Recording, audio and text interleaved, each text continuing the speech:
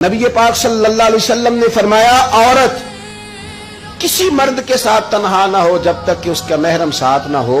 اور وہ سفر بھی نہ کرے جب تک اس کا محرم ساتھ نہ ہو۔ ایک صحابی اٹھ کے کھڑے ہو گئے، بخاری مسلم ہے، عرض کرنے لگے یا رسول اللہ صلی اللہ علیہ وسلم، میری بیوی تو حج کرنے جا رہی ہے اور میرا نام جہاد کے لیے غزوے میں لکھ دیا گیا ہے، وہ جا رہی ہے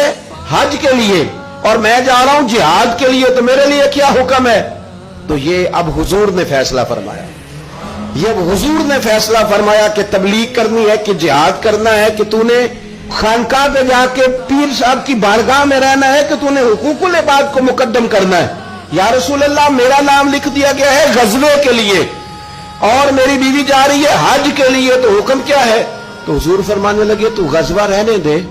اپنی بیوی کا محرم بن کے حج پہ اس کے ساتھ جا۔